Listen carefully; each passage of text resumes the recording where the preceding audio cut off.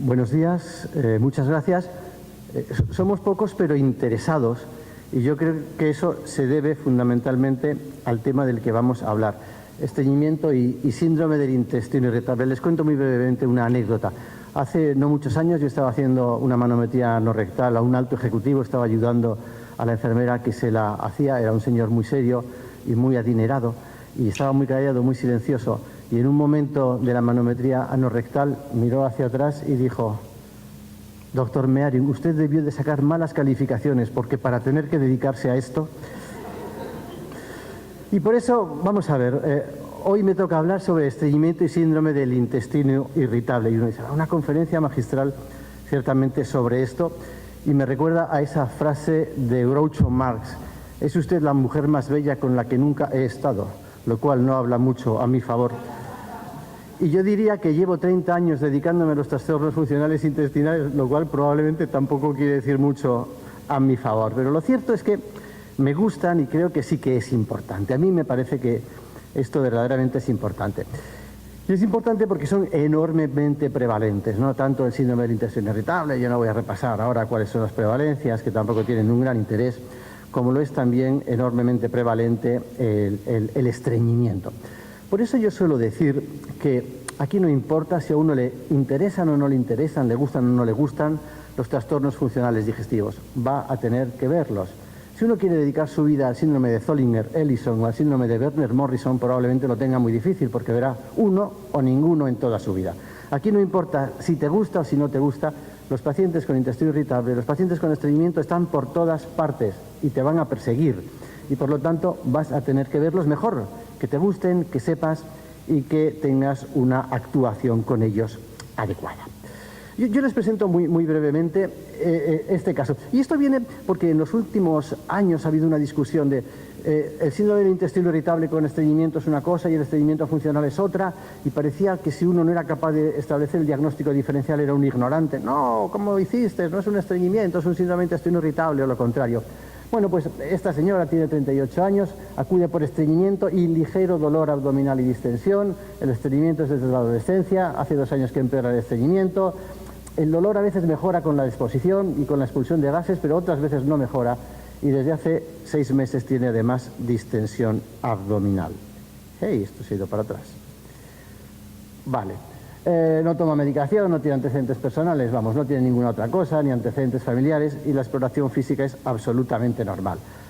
Si preguntásemos a un grupo de expertos o de no expertos o de médicos de atención primaria si esto es un estreñimiento funcional o un síndrome del intestino irritable con estreñimiento, estaríamos todo el día discutiendo. No, porque tenía un poco de dolor, es intestino irritable. No, porque el dolor no era muy importante, es un estreñimiento funcional. Vamos a ver en qué se parecen y en qué se diferencian y sobre todo si esta diferencia realmente es importante o no.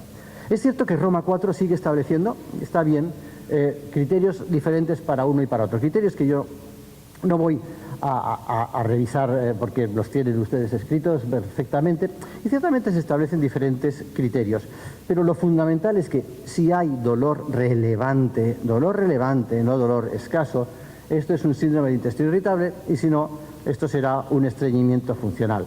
Y eso a la hora de tomar decisiones será importante.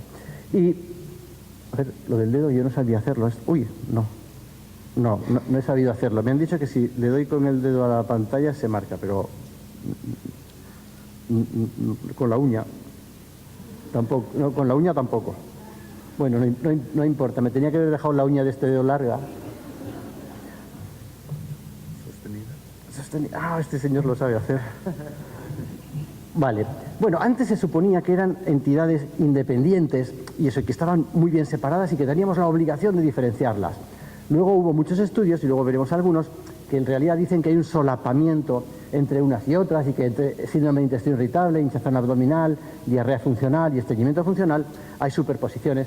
Y ahora lo que hemos preferido es establecer este espectro del que ya en alguna ocasión les hablaron ayer. Y este espectro lo que quiere decir, y lo tienen ahí, es que dependiendo de si hay dolor o no hay dolor, esto se va hacia intestino irritable.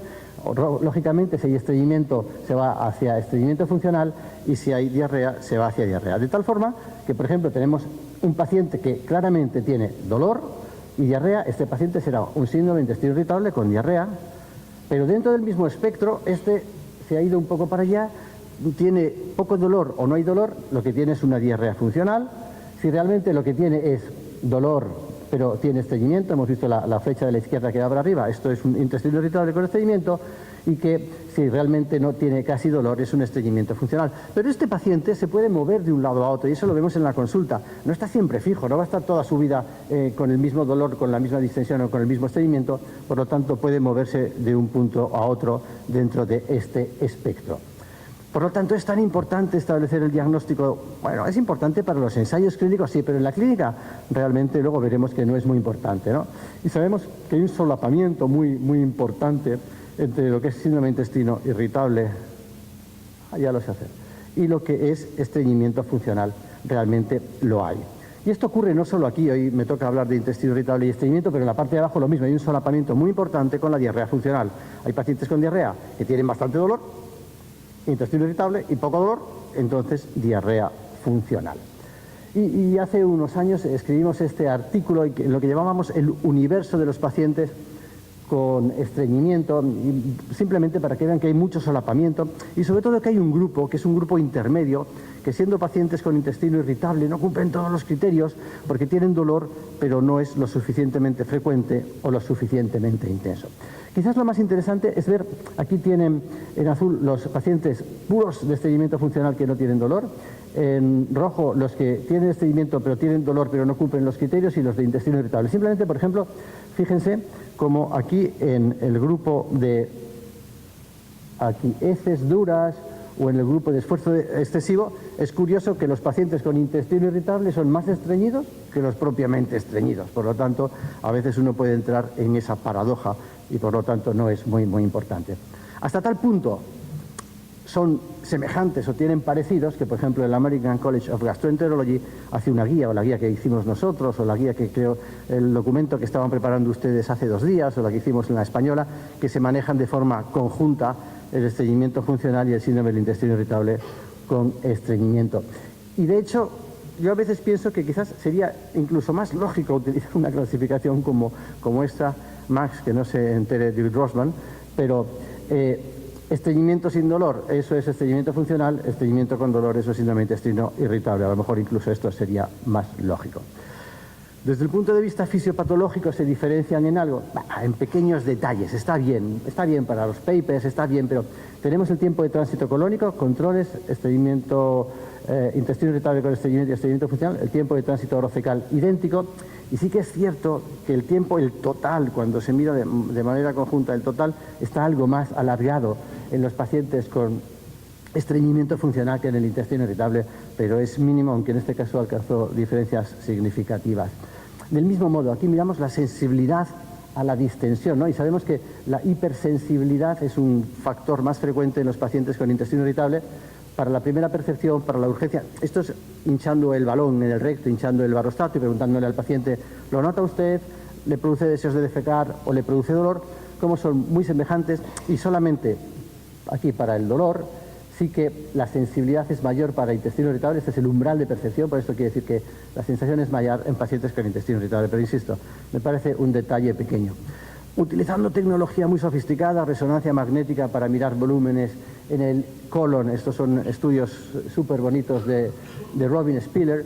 Bueno, pues él lo que ha visto, aquí tenemos cuál es el volumen tridimensional en un sujeto sano y en un paciente con un estreñimiento funcional. Pueden ver que el volumen es mayor, se ve a simple vista que el volumen es mayor, el volumen del colon en pacientes con estreñimiento que en los controles, y que luego si uno da un laxante, en este caso polietilenglicol, nos vamos directamente a la de aquí, bueno, pues que el volumen, que es esta línea de aquí es mayor después de la administración de volumen en pacientes con estreñimiento que en pacientes con síndrome de intestino irritable. Es decir, serían más espásticos los del intestino y más dilatados los del paciente con estreñimiento. Lo mismo, interesantísimo desde el punto de vista fisiopatológico, pero no mucho. Probablemente esto es, igual que en el estudio que hicimos nosotros, lo más importante, que el espectro de pacientes es muy diverso y que sí que es cierto que tenemos algunos pacientes que son estos de aquí,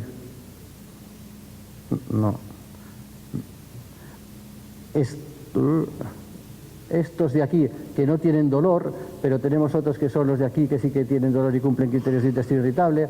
y los de aquí que tienen algo de dolor, y que de hecho pues hay de todo en este espectro de pacientes y que en muchos de los casos pues son casos intermedios. Este estudio es interesante y lo que mira es la severidad de los síntomas, pues de síntomas propiamente de intestino irritable y de otros que no son de intestino irritable. Soy un negado para la tecnología.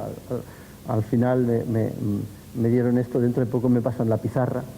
Y entonces, bueno, como la distensión, las molestias son algo mayores en los que tienen síndrome de intestino irritable que los que tienen un estreñimiento, pero insisto, son detalles bastante pequeños, igual que van más al médico los que tienen intestino irritable que los que tienen estreñimiento con dolor, y los que menos, lógicamente, los que no tienen estreñimiento con dolor, porque muchos de estos se deben de manejar en casa. Le piden a un amigo, a la vecina o a alguien que les dé un laxante y no acuden al médico, porque uno de los criterios fundamentales de acudir al médico es el dolor. Y lo mismo, y la satisfacción con el paciente, si nos fijamos aquí, si los que están muy satisfechos, pues los que están más satisfechos son los que solo tienen estreñimiento, mejoran con un laxante, y menos con los tratamientos habituales los que tienen estreñimiento y dolor, porque no mejoran solo con los laxantes el dolor. Y lo mismo, en la productividad, pues sigue habiendo esta escalera. Si tienes dolor y cumples criterios de intestino irritable, tienes más alteraciones en la productividad que si lo que tienes es estreñimiento sin dolor. Es decir, lo que decimos, bueno, esto es un espectro, y ciertamente cuanto más dolor tienes, pues peor te encuentras y hay alguna cierta repercusión en la calidad de vida, pero esto es un espectro. Por lo tanto, yo creo que lo fundamental desde el punto de vista práctico, para aquellos ustedes que no hacen ensayos clínicos, que no son especialmente interesados en trastorno funcional, es seleccionar los tratamientos de acuerdo a los síntomas. Es decir, si hay estreñimiento, pues utilizaremos pues los que ya sabemos. Si hay diarrea, pues lo mismo. Si hay dolores espasmolíticos, antidepresivos. Y si hay distensión, pues eso, luego vamos a tener un caso, antibióticos, probióticos. Y tener en cuenta que sí que hay algunos tratamientos, pues como los secretagogos, ayer hablábamos, por ejemplo, de linaclotida, que sí actúan a diferentes niveles con diferentes síntomas.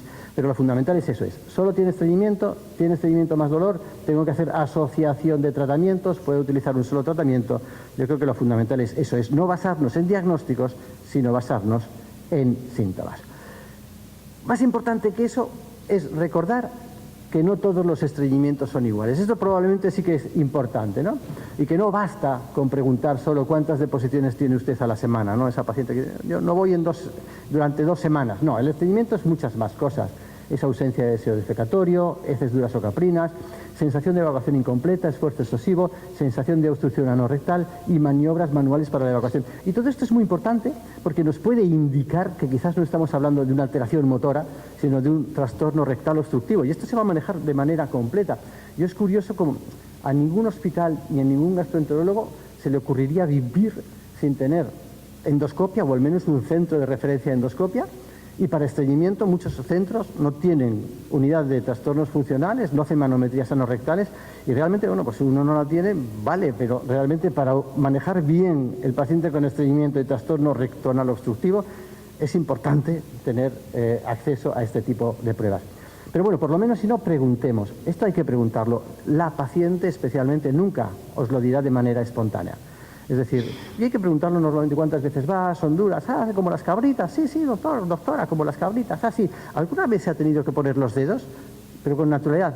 Pues sí, algunas veces lo tengo que hacer y esto. Nunca lo dirán espontáneamente, y eso es importante, como con la incontinencia. Hay que preguntar, no lo van a decir espontáneamente, les da mucha vergüenza. Y lo que decía, es importante establecer qué tipo de estreñimiento tiene el paciente. Por eso, porque el tratamiento es distinto, ¿no? Porque a veces simplemente es poca fibra, escaso líquido, sedentarismo. Nosotros somos un centro de referencia. Yo creo que no he visto en los últimos 10 años a nadie en España con poca fibra. La gente toma fibra a toneladas. Se ha puesto de moda que la fibra es sana, vienen con unas distensiones abdominales absolutamente tremendas y no mejoran su estreñimiento, especialmente si lo que tienen es una alteración en la motilidad colónica. A ese colon que se mueve poco le cuesta todavía más mover esa enorme cantidad de fibra. Pero insisto, hay que recordar esto, que hay casos que no van a mejorar con el laxante, no van a mejorar con la fibra, no van a mejorar con las cosas habituales que les pedimos, porque el problema está abajo. Lo que tienen es una alteración disinérgica. Muy brevemente, simplemente esto es lo normal que ocurre en una manometría. Tenemos aquí la presión rectoanal, se produce una relajación, es una manometría antigua, nosotros hace ya años que utilizamos manometría de alta resolución, pero para verla, mejor que con los cambios de colores, se ve aquí. Y estos pacientes, cuando les indicas que hagan una defecación expulsiva, lo que ocurre es que se produce una contracción anorrectal. Vale, pero Fermín, lo siento, yo no tengo manometría y además no la tengo abasto y el sitio más cercano está a cientos de kilómetros de mi trabajo. Tacto rectal, bien hecho. A ver, intente usted hacer como que defeca, como si intentase expulsar mi dedo. Y realmente, hombre, en manos algo entrenadas, pero el valor predictivo positivo del tacto rectal es enorme. Si uno nota que en lugar de aflojar tu dedo lo que tienes es una contracción, puedes suponer que realmente eso es una contracción paradójica.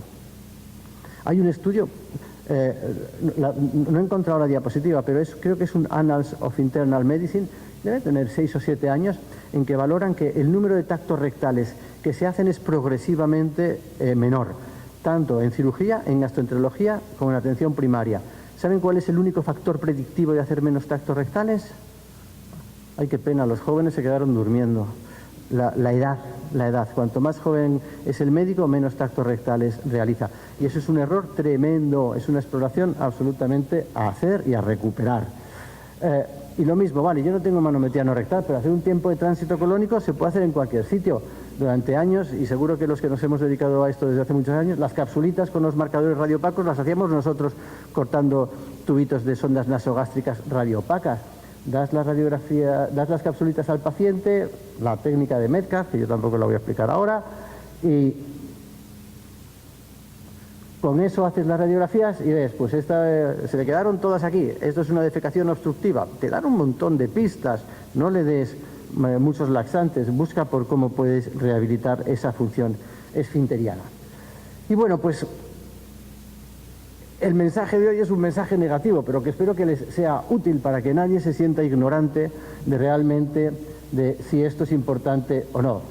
Esta barrera que habíamos establecido entre el estreñimiento funcional y el síndrome de intestino irritable, ¿realmente es cierto? Pues no, parece que tiene poca importancia. Realmente puede ser una barrera absurda, como otras muchas barreras absurdas que hay en el mundo.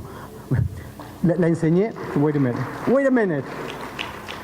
Un íntimo amigo, hace 2 días, yo vine directo del Congreso Nacional de Gastroenterología en España y di una charla y estaba con un amigo y le enseñé lo que iba a presentar aquí y me dice: Fermín, estás loco con lo que ha salido de Wikileaks, no la enseñes, te perseguirán los americanos. Digo, oye, José María, estamos entrando en una paranoia absoluta. No, bueno, estamos aterrorizados en Europa también, que lo sepáis. Bueno, y lo único, y estos quizás son los mensajes más importantes. Este señor anterior está estigmatizando y teniendo fobias para todo, homofobias, sexofobias, de todo tipo de fobias, pero a mí me da miedo que algunos médicos tenemos algo que yo he catalogado personalmente como patofobias. Y las patofobias para los trastornos funcionales son bastante frecuentes. A mí no me gusta, es decir, yo puedo ver obviamente a cualquiera de otra raza, yo puedo ver a alguien que tiene otra inclinación sexual, obviamente no voy a hacer ninguna distinción de género, ya, pero no me traigas una paciente con intestino irritable, lo odio. No, y es decir, hay ciertas patofobias, y este estudio, que es un estudio interesante, muestra que hay una cierta estigmatización de los pacientes, ¿no? Hacen un cuestionario, este es para participantes, controles, no son médicos, miran el nivel de familiaridad y el nivel de empatía, y lo comparan con enfermedad de Crohn y con asma, y ciertamente los niveles de estigmatización son superiores para intestino irritable, y esto tiene que ver con la familiaridad con la patología, y los mayores niveles de empatía se correlacionan con menos estigmatización. Como siempre, aquí y en muchas cosas las mujeres nos ganan, fueron los varones los que demuestran un menor nivel de empatía y los que estigmatizan a ciertas patologías por considerarlas funcionales. Bueno, pero que esto ocurra en la población en general es malo, pero que ocurra a veces entre médicos yo creo que es mucho peor. No le voy a dedicar suficiente tiempo porque a mí esta patología no me gusta. Al paciente sí le gusta que le ayudes. Y luego también eso, el lenguaje que utilizamos. Este es un trabajo súper chulo. A finales del año pasado en Clinical Gastroenterology y en Hepatology, el lenguaje que utilicemos decide qué pruebas se van a pedir o qué va a ocurrir con el paciente al final. hacen una revisión de 227 notas escritas de los gastroenterólogos a un centro de atención terciaria, patología orgánica y patología funcional. Y ellos establecen dos tipos diferentes de lenguaje, lo que llaman el lenguaje claro y lo que llaman el lenguaje calificativo. El lenguaje claro es, el paciente ha sido diagnosticado de y te pide una tal. El dubitativo, es posible que la paciente tenga. Y de esto ya digo, depende el número de endoscopias y la repetición de consultas. El lenguaje calificativo es mucho más frecuente que el lenguaje claro en los trastornos funcionales que en la patología orgánica. Por lo tanto, intentar mantener la máxima seguridad posible. Son diagnósticos positivos, yo creo que. Y por último, y esto sí que para la gente, pues todos nosotros que tenemos consulta pública, privada, en cualquier sitio, recordar que el diagnóstico de intestino irritable o de estreñimiento funcional es muy infrecuente. Es decir, no lo escribimos. En todo caso, hacemos una nota en que pone que todo es normal. Si alguien tiene una enfermedad de Crohn, lo escribe. Si alguien tiene una enfermedad celíaca, lo escribe. Si tenemos una gastroenteritis aguda, se escribe. Pero casi nadie hace el diagnóstico y eso es malísimo para él, la paciente, que llega a su casa y le preguntan, bueno, ¿qué te han dicho que tienes? Nada, que todo es normal. ¿Ves? Ya te lo dije yo. Eso es horrible, eso estigmatiza mucho más al paciente todavía.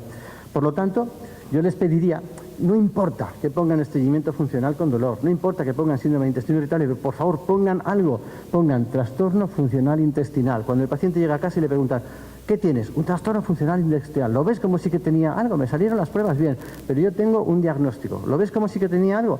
Bueno, pues en realidad el resumen es, ¿esta diferencia es importante? No, es bastante arbitraria. Para los ensayos clínicos está bien, para los que hacemos fisiopatología también, pero en la práctica nadie se equivoca si pone uno u otro. Lo importante es poner un diagnóstico. Muchas gracias.